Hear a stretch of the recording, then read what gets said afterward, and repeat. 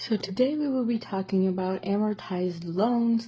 It's a how-to video. We're going to go over the loan, how the loan table is laid out, and a practice problem for further understanding. Last time we just talked about time value of money, present value, future value, interest rate, and number of periods.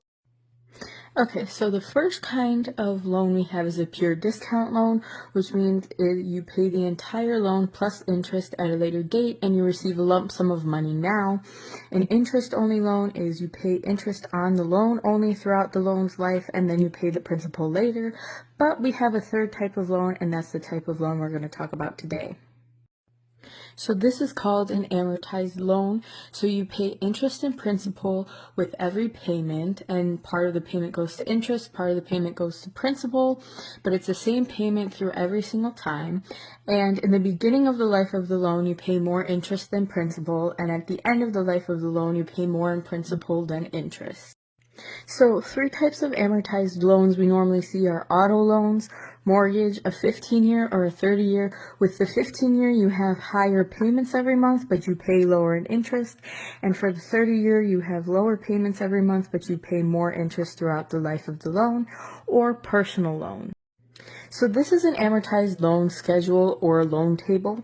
So you have your year, your beginning balance, your total, your interest, your principal, and your remaining balance.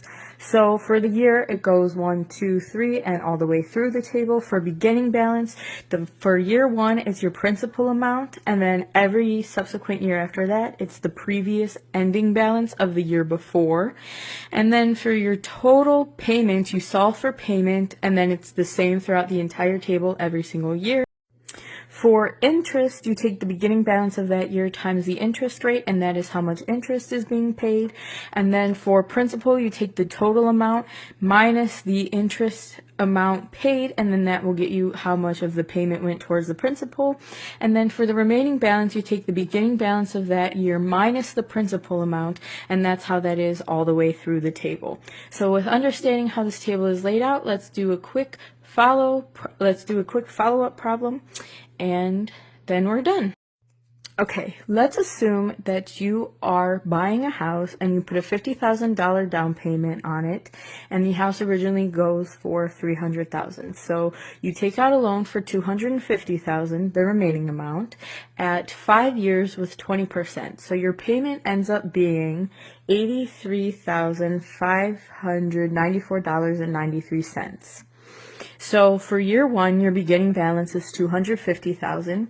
Your total payment is $83,594.93.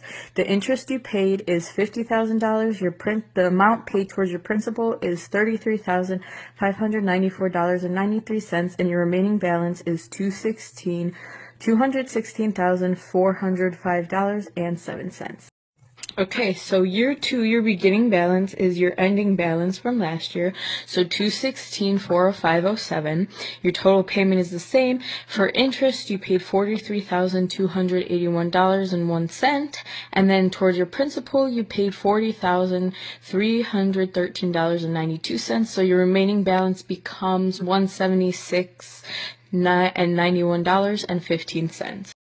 Okay, so in year 3, that $176,091.15 from the remaining balance becomes your beginning balance. Your total payment stays the same.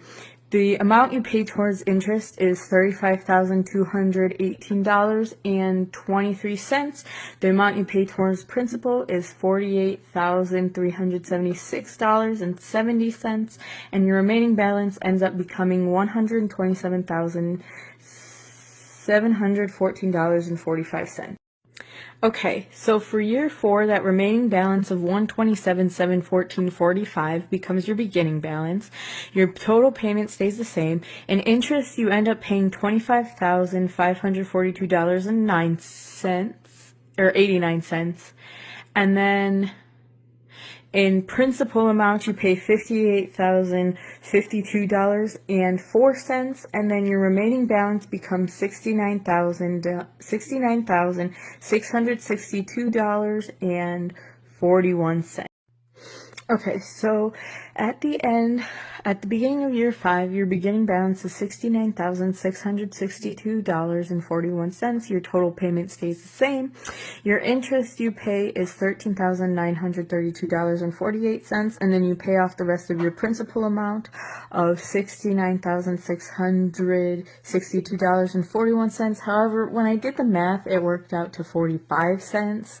So you are like 4 cents over, but then your remaining balance ends up being 0. So in total, the amount you paid over the life of your 5-year loan was $417,974.65, with the amount of interest you being paid as $167,974.61.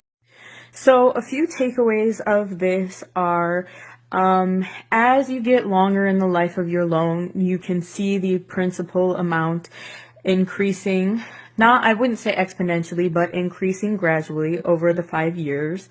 You can then also see your interest amount slowly declining over the 5 years.